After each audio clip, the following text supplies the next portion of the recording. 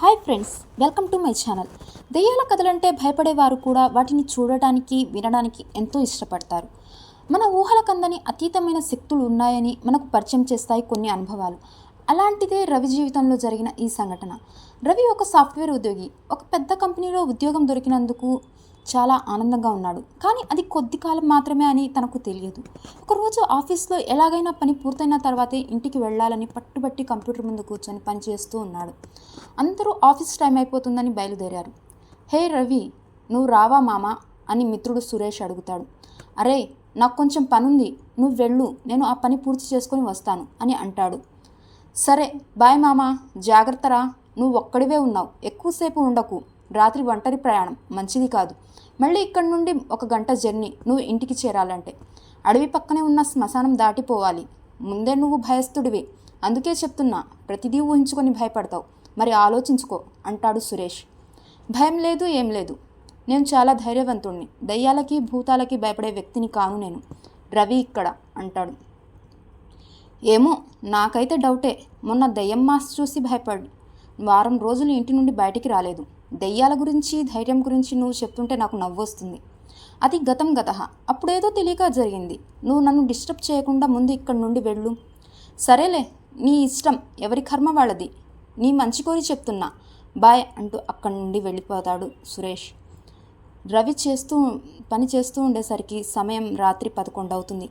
వామ్మో, సమయం చాలా ఎక్కువైపోయింది, త్వరగా ఫినిష్ చేయాలి అని పని పూర్తి చేసేస్తాడు. రవి ఆఫీస్ తాళాలు వేసి ఆ తాళాలు వాచ్మెన్ సోమయ్యకిచ్చి బైక్పై ఇంటికి బయలుదేరుతాడు. సిటీ అంతా నిశ్శబ్దంగా ఉంది. దానికి తోడు అమావాస్య మరింత చీకటినిచ్చింది. వాళ్ళ అమ్మమ్మ చెప్పిన మాటలు గుర్తుకు వచ్చాయి రవికి.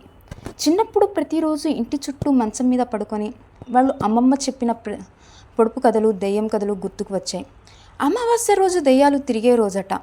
ఆ రోజు దెయ్యాలు చాలా శక్తులు వస్తాయి, అవసరమైతే అది మనిషి రూపంలో కూడా వస్తాయి అని బామ్మ చెప్పిన మాటలు గుర్తుకు వచ్చి రాఘవకి వెన్నులో వణుకు పుట్టింది. అయినా ఎంతో ధైర్యం కూడగట్టుకుని తన బండిపై చల్లని గాలిలో సాగిపోతున్నాడు. అలా కొద్ది దూరం వెళ్ళేసరికి పొలిమేర వచ్చింది. ఆ సిటీ ఒక నది ఒడ్డున ఆనుకునే ఉంటుంది.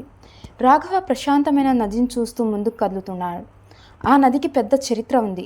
ఆ నది మార్గాన ఎవరూ రాత్రిపూట వెళ్ళరు. ఎందుకు జరిగిందో ఆ మిస్టరీ ఇప్పటికీ వీడలేదు. అవన్నీ గుర్తు చేసుకుంటూ ముందుకు పోతున్నాడు.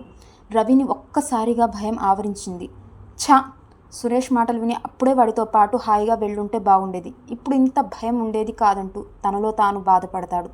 అంతలోనే అకస్మాత్తుగా తన ఎదురుగా కొంచెం దూరంలో రోడ్డుపై ఎవరో ఒక వ్యక్తి కూర్చున్నట్లు కనబడుతుంది. గుండె ఒక్కసారిగా జల్లుమంది. హార్ట్ బీట్ వేగం పేరింది. లోపల భయం గూడు కట్టుకున్నా బయట ధైర్యంగా బండి డ్రైవ్ చేస్తాడు. రోడ్డుపై ఏమీ కనిపించదు. తనకు కనబడిన రూపం సడన్గా మాయమవుతుంది. అంతా అయోమయం, గందరగోళంగా ఉంది. రవికి ఏం చేయాలో తోచడం లేదు. అలా నది వంక చూస్తాడు. ఒక్కసారిగా తన గుండెలు అదురుతాయి. ఒక తెల్ల చీర కట్టిన అమ్మాయి అలా గాలిలో దూరంగా నది దగ్గర ఎగురుతూ కనిపిస్తుంది. బామ్మ చెప్పినవి అన్నీ నిజాలే అన్న విషయం గుర్తొస్తుంది రవికి. అది చూసిన రవి వెంటనే భయంతో బైక్ని మరింత స్పీడ్గా నడుపుతాడు. ఈరోజు ఈ దయ్యాల దాటుకొని నేను ఇంటికి వెళ్తానో లేదో అనుకొని ముందుకు వచ్చే మలుపు చూసుకోలేదు. దగ్గరికి వచ్చాక తనకు కనబడుతుంది రోడ్డు మీద యూటర్న్ బోర్డ్. సడన్గా బ్రేక్ వేస్తాడు. బండి లోయలో పడుతుంది. తను ఒడ్డుపై పడతాడు. హమ్మయ్య అనుకుంటాడు రవి. తనకి ఏమీ దిక్కు తోచడం లేదు. సమయం సరిగ్గా 12 అవుతుంది. బైక్ లోయలో పడిపోయింది. ఈ పాటికి అది నుజ్జు అయిపోయి ఉంటుంది. నేను బాగానే ఉన్నా. అడవి చాలా ప్రశాంతంగా ఉంది. రోడ్డు 2 వైపులా శ్మశానం వ్యాపించి ఉంది. తను రోడ్డు మీద నడుస్తూ వెళ్తుంటే అడవిలో కుక్కలు, నక్కలు చాలా భయంకరంగా అలుస్తున్నాయి. గాలి చల్లగా వీస్తుంది.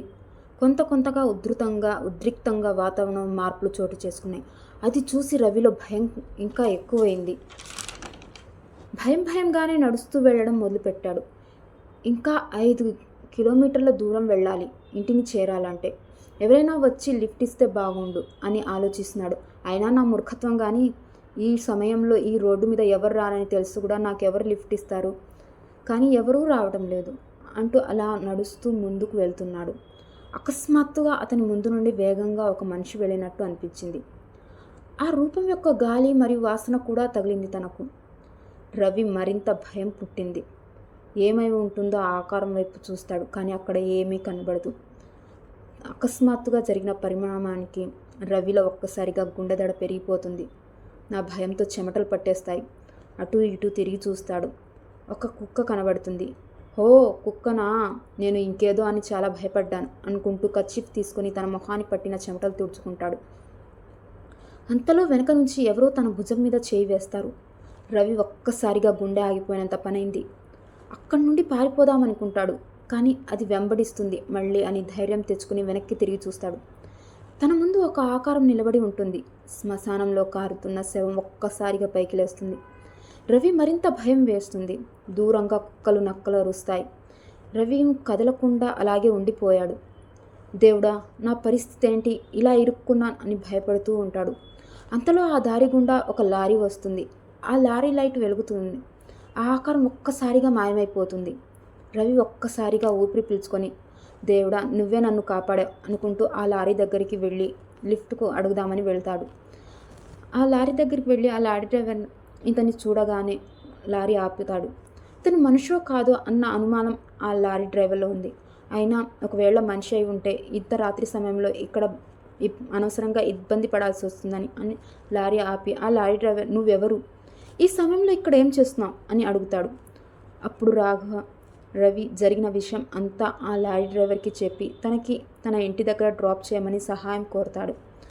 ఆ లారీ డ్రైవర్ ఈ ప్రదేశం అంత మంచిది కాదని ఆలోచించి రవి వాళ్ళ ఇంటి దగ్గర వదులుతాడు.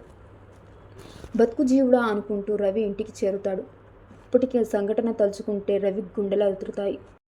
సో ఫ్రెండ్స్, మీకు ఈ స్టోరీ నచ్చినట్లయితే మరిన్ని ఇంట్రెస్టింగ్ స్టోరీస్ కోసం please subscribe to my channel. Thank you.